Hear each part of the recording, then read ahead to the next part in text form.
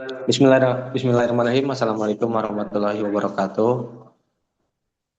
Perkenalkan kami dari kelompok berapa sih?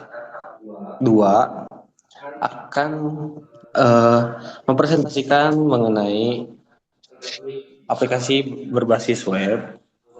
Anggota kami terdiri dari saya sendiri, Aldi Rizky Gansa, dan juga rekan saya, Muhammad Farhan Rizky, dan juga Tenur Anissa. Nah, aplikasi yang kami buat ini adalah aplikasi mengenai pembayaran SPP di sekolah SMP.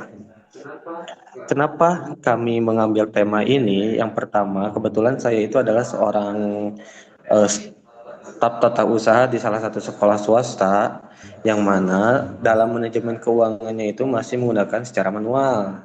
Nah, alasan kami ngambil ini tuh, semoga si aplikasinya itu bisa kami gunakan untuk pembayaran SPP di sekolah kami. Nah, lalu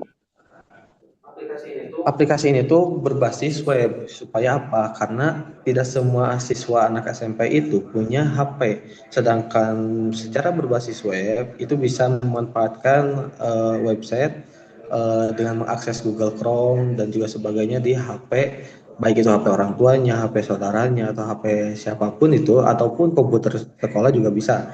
Nah, selanjutnya akan langsung saja demo aplikasinya. Di sini ada login, menu login di sini. Tolong diklik, coba.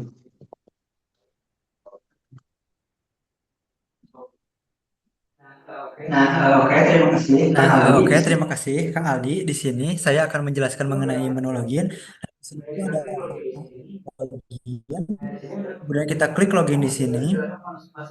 Nah, di sini ada selamat datang, kemudian silakan masukkan NIS ataupun username dan password. Jadi di sini loginnya menjadi satu, tetapi yang membedakannya yaitu dari isinya. Bisa kita lihat di database-nya.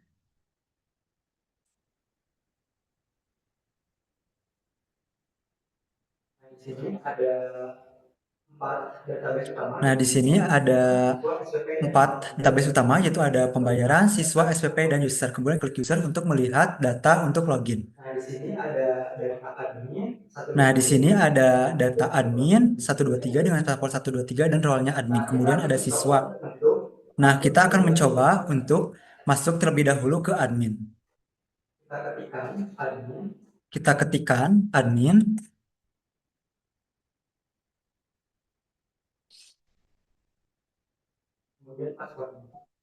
kemudian pasportnya. Seperti yang sudah tersimpan di database tadi. Nah, di sini ada tampilan awal yaitu dashboard. Di sini ada menu bar menu yaitu ada dashboard, data siswa, data SPP, data bayar dan tombol logout. Kemudian di sini di dashboard ada selamat datang, kemudian ada siswa yang sudah terdaftar sejauh ini ada dua seperti sudah tadi di database, kemudian transaksi ada satu, kemudian ini admin ataupun role-nya. Nah, berikutnya di sini ada data siswa. Data siswa ini untuk menambahkan siswa baru beserta dengan nominal SPP-nya. Kemudian kita masukkan nomor NIS-nya, kemudian kita masukkan namanya.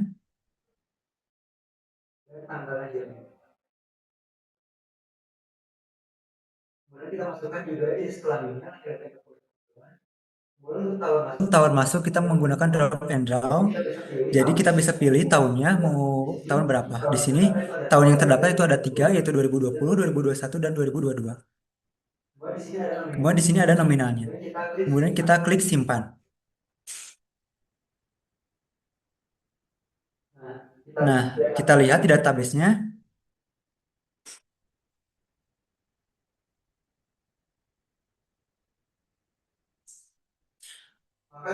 Maka di sini sudah ada tersimpan data ataupun yang sudah kita inputkan tadi yaitu 003, pasportnya, siswa, dan namanya adalah Doni.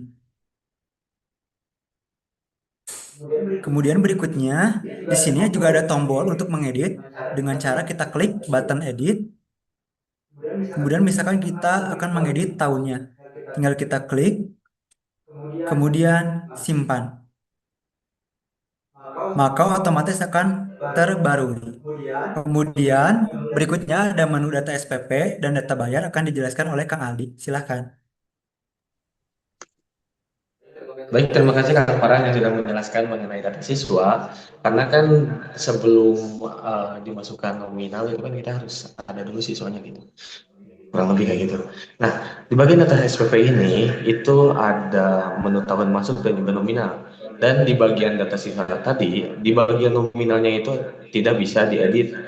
Karena apa? Karena di data siswa, di data SPP-nya itu, maksudnya nominal SPP-nya itu cuman bisa diedit, ditambahin itu di bagian data SPP. Nah, yang pertama itu ada tahun masuk. Tahun masuk itu awal siswa tersebut itu masuk, misal siswa A itu dia masuk tahun 2020. Nah, untuk tahun-tahun kedepannya SPP yang akan dia keluarkan untuk sekolahnya itu pasti harganya pasti nominalnya itu sama. Nah, di tahun masuk, contoh misalkan mau masukin tahun 2025, untuk nominalnya itu adalah misalkan 100.000. Nah, nanti akan masuk ke tabel SPP. Di tabel SPP ini itu ada tahun masuk, lalu ada nominal dan juga menu action. Di menu action sendiri itu ada edit dan juga hapus. Kenapa ada dua hal ini? Yang pertama, misal admin itu memasukkan double data nih, double data. Misalkan tahun masuknya tahun 2025, nominalnya misalkan 100.000. Terus dia masukin lagi gitu, misalkan tahun 2025 nominalnya sama 100.000. Dia itu kan jadi double data. Makanya di menu action ini untuk khususnya untuk di bagian menu hapus itu untuk menghapus double data tersebut. Nah, untuk di bagian menu edit itu untuk mengedit nominal ya, nominal. Nah, kenapa? Yang pertama, misalkan tahun masuknya itu 2025 nih, sudah berjalan selama 2 bulan, ternyata ada beberapa hal yang harus diperbaiki di bagian nominal SPP-nya. Bisa jadi itu dikurangi ataupun ditambah, kurang lebih kayak gitu. Nah, di sini juga terlihat ada total datanya itu ada 3, karena kita baru memasukkan 3 data. Baik, setelah data SPP sudah diinputkan, barulah masuk ke menu data bayar. Nah, di bagian menu data bayar ini itu ada NIS, nomor induk siswa. Nomor induk siswa ini di sini kan kenapa ada 3? Karena kan di bagian data siswanya itu baru dimasukkan 3 data siswa. Nah, di bagian data bayar ini itu sebagai metode pembayaran oleh siswa tersebut. Nah, di sini juga ada NIS, nama siswa, terus tanggal bayar, lalu ada status bayar, metode bayar, bulan bayar, tahun masuk, dan juga nominal. Nah, semua ini harus terisi terlebih dahulu. Semuanya diisi, terus ini bagian tanggal bayar, pakai date, terus status bayar misalkan berhasil, terus si siswa ini itu metode pembayarannya itu apa.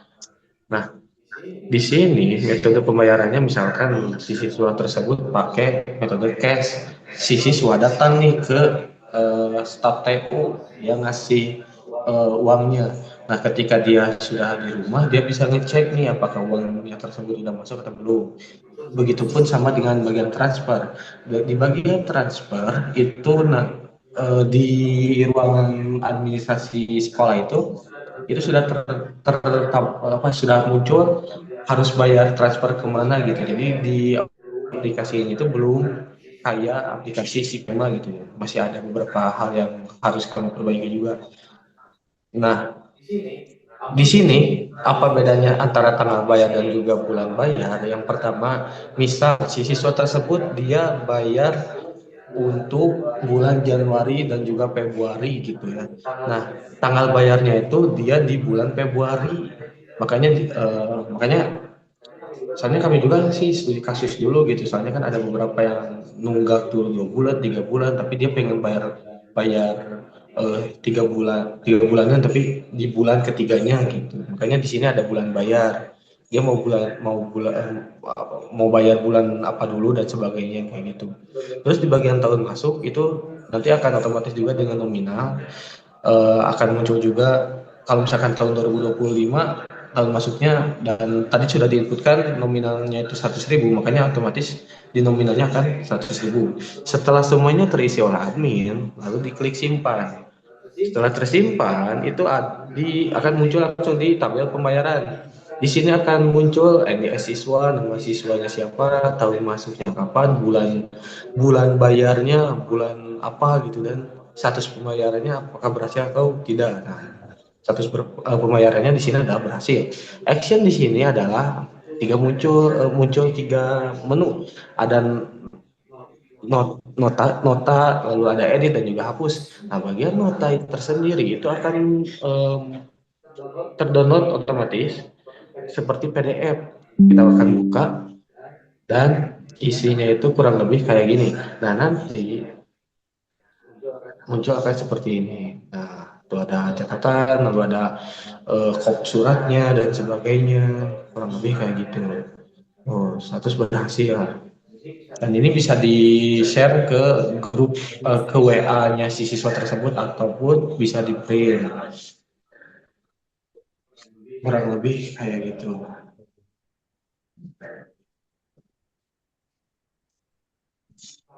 Oke, Oke, berikutnya juga di berikutnya sini juga di sini ada cetak ada cetak PDF ya. Cetak PDF juga sama. Ini buat melihat hasil dari pendataan tersebut. Nah, di sini bisa kita lihat laporan data pembayaran SPP, sistem informasi pembayaran SPP. Kemudian di sini ada nomornya, kemudian listnya siapa yang udah bayar, nah, dengan namanya, kemudian tahun masuknya, bulan bayarnya untuk bulan bayar berapa, dan status pembayarannya berhasil ataupun dipending.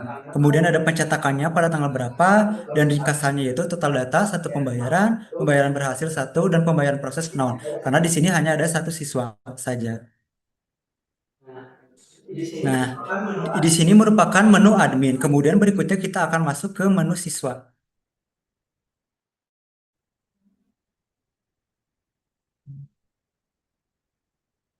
Di sini kita klik logout, kemudian kita akan login kembali. Nah, berikutnya kita akan masuk ke menu siswa, kemudian kita isikan listnya dan pasportnya.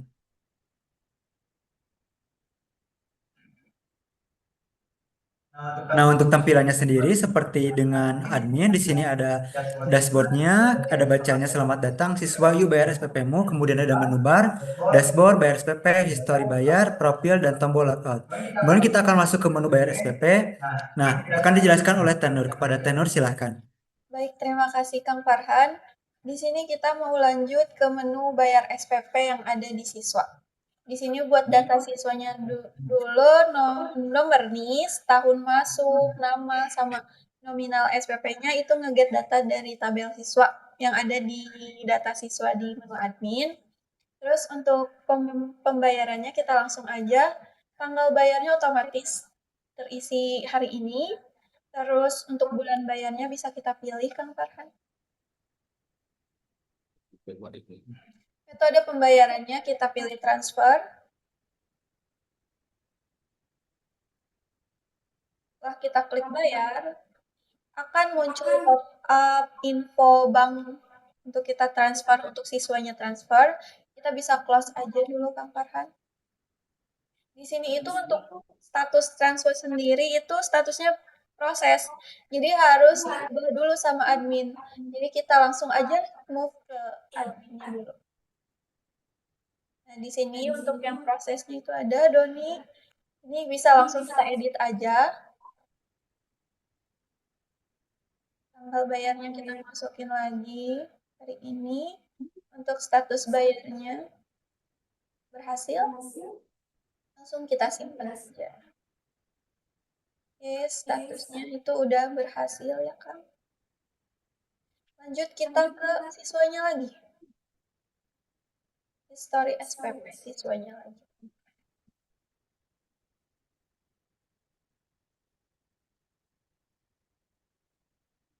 Di refresh aja kan.